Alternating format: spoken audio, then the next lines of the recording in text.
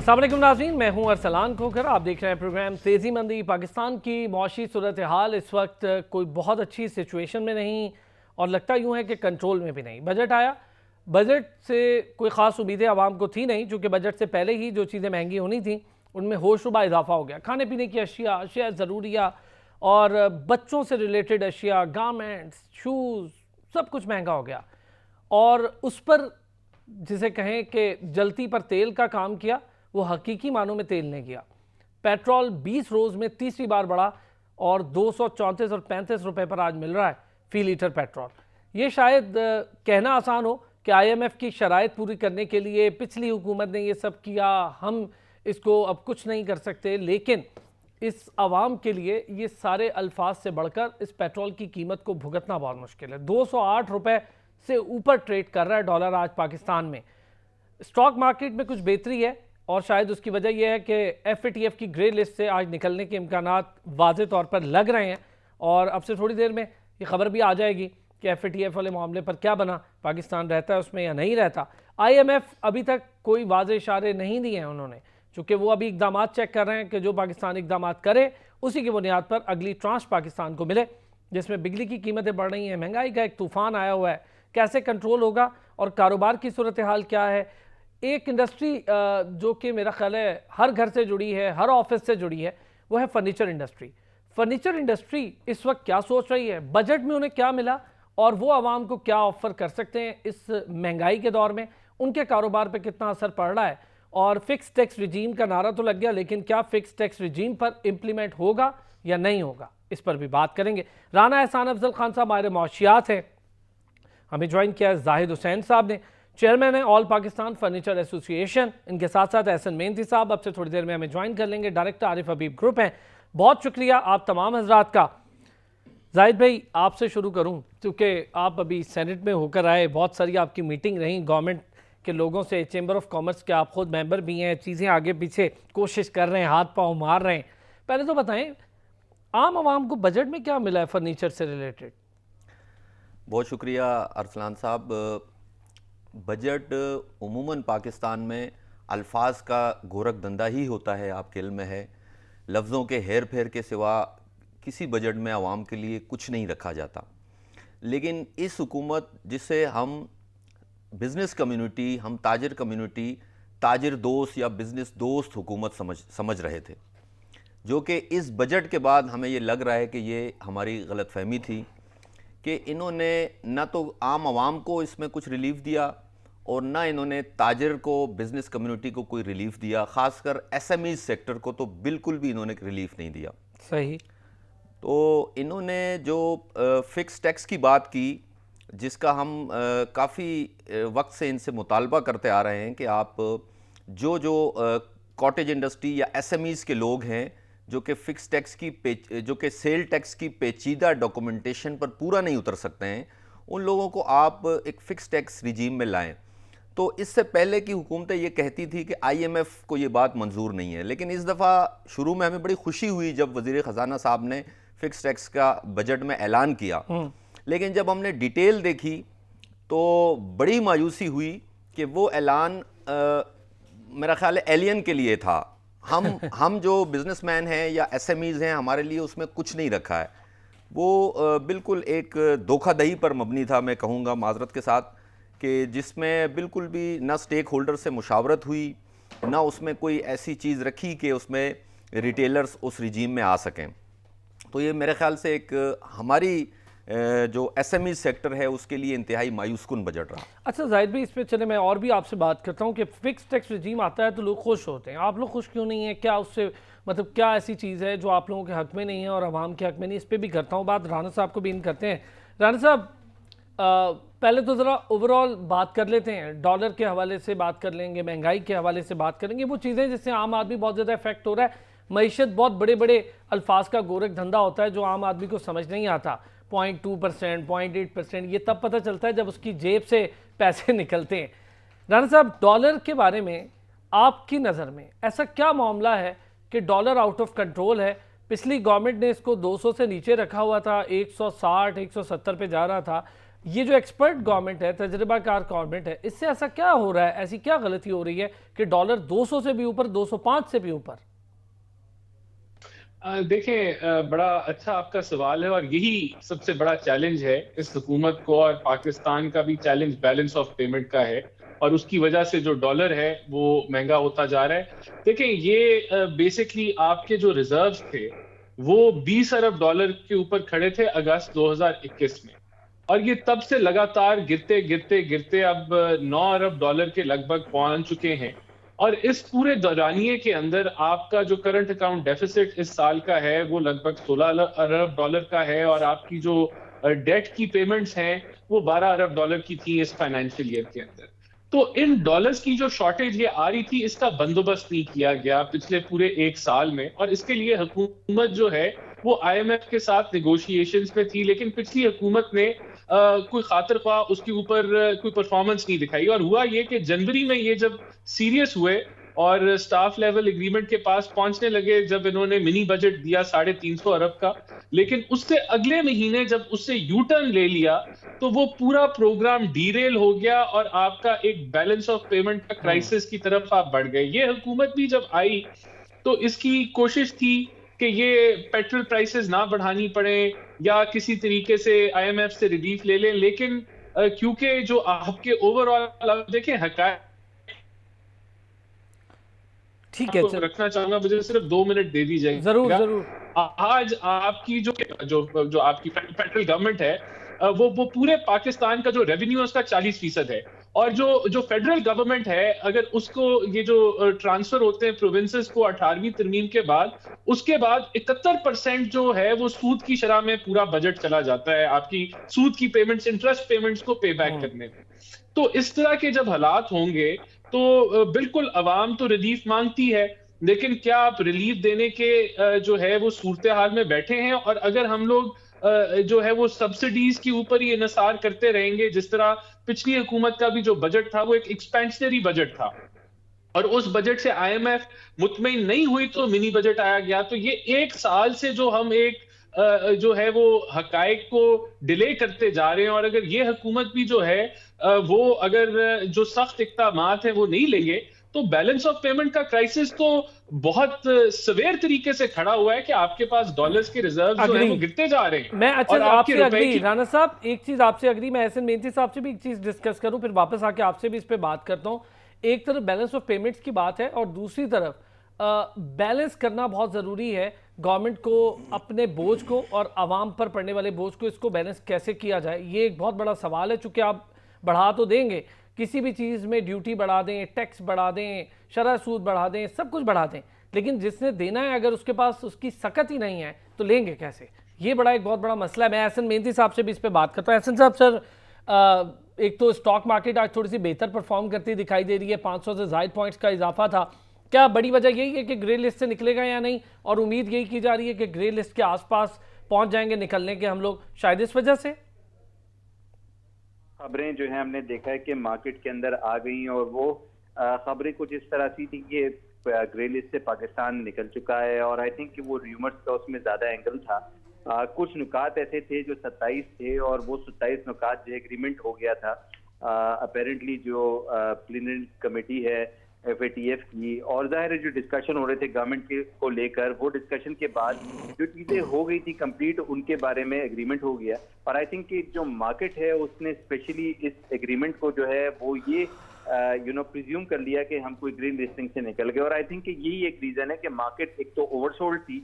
ऐसी सिचुएशन के अंदर जो है अगर हम कोई अच्छी खबर देख लेते हैं और वो न्यूज हो तो जाहिर है मार्केट उसको काफी ज्यादा पॉजिटिव ले लेती है। तो आई थिंक कि मार्केट 600-700 पॉइंट बढ़ गई थी, अब तकरीबन 350 पॉइंट प्लस है, और आई थिंक कि वो बढ़ गई थी इस वजह से कि ये खबर थी और अब इस वक्त वो र्यूमर है।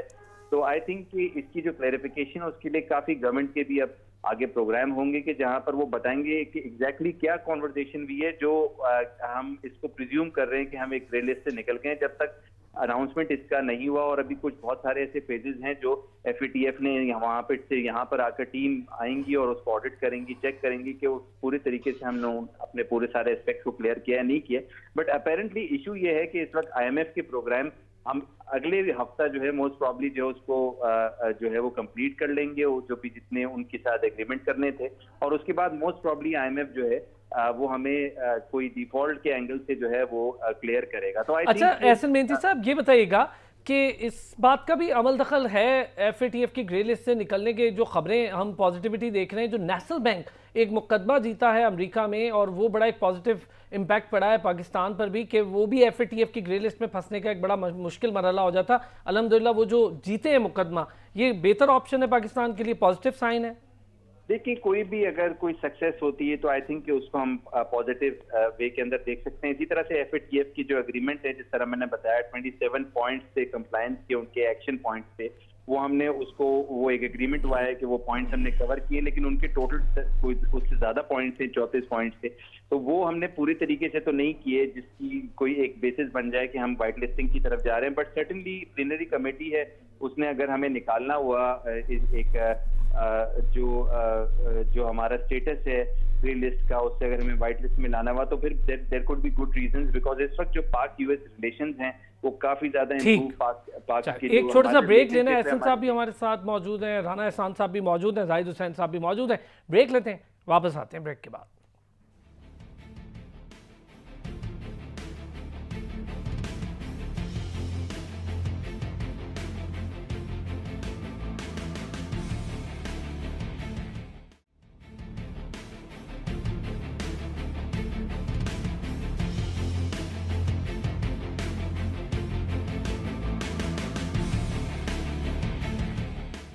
वेलकम बैक जी। पंजाब का बजट भी पेश हुआ आपसे थोड़ी देर पहले, आपने सुना भी, हमारी टेलीविजन स्क्रीन पर प्रेस ब्रीफिंग चल रही थी और बजट के बाद तमाम तर उसके मामलात, और उसके बाद अब देखना होगा कि ये बजट और इसकी इम्प्लीमेंटेशन पे क्या कुछ होना है। टैक्सेशन पे बहुत ज़्यादा जोर है, चाहे पंजाब हो, चाहे फेडरल हो या कोई भी सूबा हो, टैक्सेशन पे बहुत जोर रखा गया।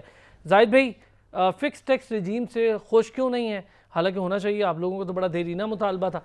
क्या इसका कोई आवाम पे असर नहीं पड़ेगा? खुद बेहतरी नहीं है आवाम के लिए? देखें, अगर फिक्स टैक्स स्कीम में हम जैसे छोटे रिटेलर एसएमई सेक्टर नहीं है, तो मेरा सवाल फिर वज़ीर ख़जाना मिफ्ताह साहब से है कि कौन है कि जो फिक्स टैक्स में आएगा। हम तो ये खुद कह रहे हैं कि आप हमें फिक्स टैक्स में लेकर आएँ। कल सेनेट में हमारी बात हुई स्टैंडिंग कमेटी में, तो वो यही कह रहे हैं कि जी आप लोग फिक्स टैक्स में नहीं आते हैं। तो मेरा उनसे सवाल था कि कौन है फिर, तो उनको ये भी मतलब कोई क्लैरिफिकेशन नहीं है। मुझे ऐसा लग रहा है कि इस गवर्नमेंट को भी साबका गवर्नमेंट्स की तरह ब्यूरोक्रेसी चला रही है, और जो ब्यूरोक्रेटिक रूल है वो इस मुल्क में वो अवामियत के जो मसाइल हैं, अवाम के जो मसाइल हैं, उनको हल नहीं करते हैं, बल्कि उनको पेचीदा बनाते हैं। अब अगर फिक्स टैक्स होता है तो इसमें बुनियादी तौर पर ख़जाने में पैसा जाएगा। जो टैक्स पेयर है, जो छोटा टैक्स पेयर है, जो डॉक्यूमेंटेशन की पेचीदगियों में नहीं जाना चाहता, जो पढ़ा लिखा नहीं है, उसके लिए आसानी होगी, वो अपने बिजली के बिल में फ़िक्स टैक्स अदा कर देगा। लेकिन जो ब्यूरोक्रेसी है, उन्होंने यहाँ भी ऐसी लाइन ड्रॉ कर दी है कि हम जैसे छोटे रिटेलर्स उसमें नहीं आ रहे हैं। तो इससे ज़ाहिर ये होता है कि वो पेचीदगियाँ पैदा करके, लूप्स होल रख के, ग्रे एरियाज़ रख के रिश्वत के दरवाजे खोलना चाहते हैं, ताकि 70 साल से जिस तरह रिश्वतें चल रही हैं एफबीआर में, उसी तरह चलती रहे और कौमी खजाने में पैसा ना जाए। इसी की बुनियाद पे आप लोग कल, यानी आने वाले कल, आप लोग एहतजाज भी कर रहे हैं? कल हम पूरे पाकिस्तान में, कराची से लेकर पेशावर तक, इस्लामाबाद, चिन्योट, हर शहर में हम कल 4 बजे इंशाल्लाह भरपूर एहतजाज कर रहे हैं। और हम हुकूमत को कह रहे हैं कि जो आपने ऐलान किया है इस मौजूदा बजट में फिक्स टैक्स का, उसको उसकी असल हालत में लेकर आएं और उसको हम सारे छोटे ताजर को उसमें आप इंदराज करें। हम फिक्स टैक्स देने के लिए तैयार हैं, हमारे मुल्क को टैक्स की ज़रूरत है और हम टैक्स देना चाहते हैं, लेकिन ब्यूरोक्रेसी इस सारी पॉलिसी को, इस सारे सिस्टम को ख़राब करने पर तुली है। यानी कोई मैकेनिज्म अभी तक समझ नहीं आ रहा है। राना साहब, सर फिक्स टैक्स की बात तो हो रही थी, चले इस पर भी थोड़ी सी बात कर लें, लेकिन मैं आपसे ज़रा एफएटीएफ के मामले पर भी बात करना चाहूँगा। एफएटीएफ की जो खबरें हैं, अभी तक इम्कानात हैं कि एफएटीएफ से निकल जाएंगे। फ़र्ज़ करें निकल जाते हैं तो क्या मईशत के लिए बहुत बड़ी कोई अच्छी खबर होगी? और अगर खुदा न खास्ता किसी वजह से कोई मामला दोबारा कहीं लटकता है कुछ अरसे के लिए, तो क्या इम्पैक्ट होगा? देखिए, अगर एफएटीएफ से निकल जाते हैं तो डेफिनेटली एक बहुत बड़ी खबर होगी, और आपकी इससे काफी बेनिफिट होगा, फॉरेन इन्वेस्टर्स के लिए बड़ा ये एक पॉजिटिव साइन होगा। लेकिन मैं समझता हूँ चैलेंज इस वक्त पाकिस्तान को सबसे बड़ा जो दरपेश है वो बैलेंस ऑफ पेमेंट का ही है। और हमें उम्मीद है कि अभी ये जो चाइना से 2.5 अरब का रोल ओवर आ जाए, या आपकी IMF से जब ये डील्स आपकी मैच्योर हो जाती है, तो तब ये फौरी तौर पे ये जो चैलेंज है ये खत्म होता नजर आएगा। जहां तक अभी ये फिक्स टैक्स की बात हो रही थी, देखें फिक्स टैक्स जो है वो तो एक स्टार्ट है। अभी जो PRAs हैं, जो आपका पंजाब रेगुलेटरी अथॉरिटी है, ये जो बाकी सूबों के हैं, उन्होंने जो बड़ी जिनकी रिटेल्स है वहां POS सिस्टम जो है वो इंस्टॉल करना शुरू किया है, जो पॉइंट ऑफ सेल सिस्टम है। तो मैं समझता हूँ अरसलान के बहुत सारे सेक्टर्स टैक्स नेट में नहीं है। आपकी 40-50% इकोनॉमी जो है वो टैक्स नेट से बाहर है। अब इस मुल्क के अंदर जब तक ये सब लोग टैक्स नेट में नहीं आएंगे, आप जब ये फॉर्मल इकोनॉमी की तरफ नहीं बढ़ेंगे तो मुल्क नहीं चल सकता। देखिए मैं तो इस चीज के ऊपर अब क्लियर हूं कि सब्सिडीज भी जो हैं, आपको जो जो जो तबका एक हायर एंड तबका है या इंडस्ट्रियल तबका है, वहां सब्सिडीज को देखना होगा कि कहाँ कहाँ वाइटल हैं, लेकिन आपको सब्सिडीज से निकलना होगा। ये मुल्क खसारों पे नहीं चल सकता। आज आप रिलीफ दे दें, आप सबको रिलीफ दे दें, लेकिन वही वो खाना शुरू करती है, क्योंकि आप उधार ले लेके रिलीफ दे रहे हैं। आप कब तक जो है वो कर्जों के ऊपर जो है रिलायंस करेंगे और उधारों पे चलेंगे? आपको अपनी रेवेन्यू बढ़ाने हैं, कोई मुल्क नहीं चल सकता। आप देखें आपकी जो टैक्स टू GDP रेशो है वो 8% पे है, 8.25% के ऊपर है, जबकि आपके जो साथ जो डेवलपिंग ममालिक हैं या जो इमर्जिंग मार्केट्स हैं उनकी एवरेज 15-16% पे है। राणा साहब, तो ये राणा साहब देखिए एक चीज आप जिसकी राणा साहब बात कर रहे हैं, मुझे इसका भी जवाब दे दें। सेहत की सहूलतें उस तरह गवर्नमेंट नहीं देती जैसे पूरी दुनिया में है, तालीम देती नहीं है उस तरह जैसे पूरी दुनिया में है। पाकिस्तान में रोज़गार के मौके पैदा करने के लिए कोई मैकेनिज्म, कोई ऐसा सिस्टम मौजूद नहीं है। स्किल्ड वर्कर आपका बाहर चला जाता है, पाकिस्तान में अगर काम करे तो कहाँ करे, ये बड़ा मसला है। इंडस्ट्री पहले से रो रही थी, सिर्फ 1 या 2 इंडस्ट्रीज़ हैं जो बेहतरी की सूरत, जैसे टेक्सटाइल है या उसके साथ जुड़ी अगर कंस्ट्रक्शन इंडस्ट्री, जब से इंडस्ट्री का दर्जा मिला, बाकी इंडस्ट्री आपकी वैसे ही परेशान है।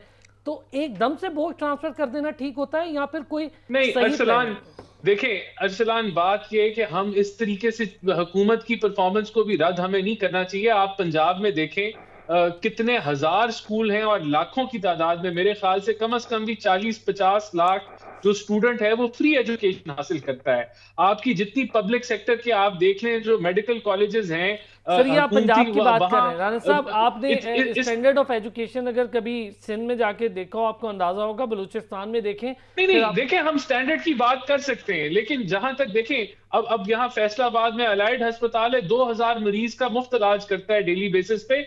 इशू ये है कि आपकी पॉपुलेशन हद से ज्यादा जो है वो बढ़ चुकी है, 22-23 करोड़ पे पहुंच चुकी है। आपका ग्रोथ रेट अभी भी 2.5-3% के करीब है।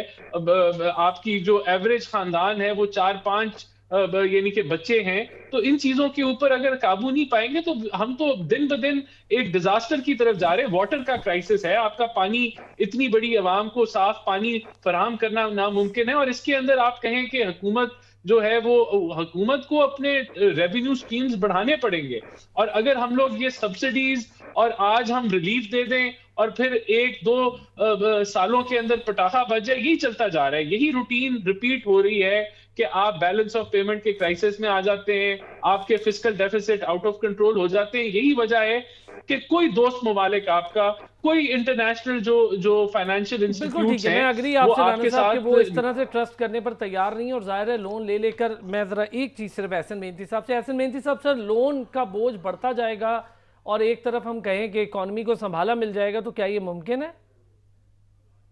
देखिए, आई थिंक कि ये लोन तो जो है फिस्कल डेफिसिट है और ये मेजर जो है वो अगेंस्ट GDP होता है। GDP ग्रोथ अगर हम अटेन करते हैं, एक्सपेक्टेड 4% जो हमें फाइनेंशियल 23 के लिए हमने प्रिडिक्ट किया है, तो आई थिंक कि लोन का बढ़ना कोई इतना प्रॉब्लमेटिक नहीं है। अगर उसको हम एक परसेंटेज से जो है वो GDP जो है जिस तरह इस वक्त किया जा रहा है, तकरीबन 2.5% फिस्कल डेफिसिट होगा as a percentage of GDP। I think कि प्रॉब्लम आता है कि जब ये लोन की जो मद होती है, यानी कि जो क्वांटम होता है, वो प्रोजेक्शन से ज्यादा हो जाता है। तो आई थिंक कि उसको कंट्रोल करने के लिए ऑस्टेरिटी होती है। ऑस्टेरिटी के लिए जो है गवर्नमेंट के ऐसे डिपार्टमेंट जो कि एक्सेस जो स्टेट ओन्ड एंटरप्राइजेज हैं जो कि एक्सेस ट्रीट करते हैं, लॉसेस करते हैं, एनर्जी क्राइसिस होते हैं जिसके अंदर सर्कुलर डेट क्राइसिस जमा होता है। तो आई थिंक कि हमें काफी ज्यादा चैलेंजिंग सर्कमस्टांसेस फेस करने पड़े जहाँ कि जो स्टेट ओन्ड एंटरप्राइजेज है वो काफी ज्यादा लॉसेस के अंदर है। तो आई थिंक बहुत शुक्रिया, कंट्रोल करने की जरूरत है। बहुत शुक्रिया एहसन मेहंदी साहब, बहुत शुक्रिया, और राना एहसान अफजल खान साहब का भी बहुत शुक्रिया, जाहिद हुसैन साहब का भी बहुत शुक्रिया। अब तक के लिए इतना ही, अगले हफ्ते फिर होगी आपसे मुलाकात, अपना ख्याल रखिएगा।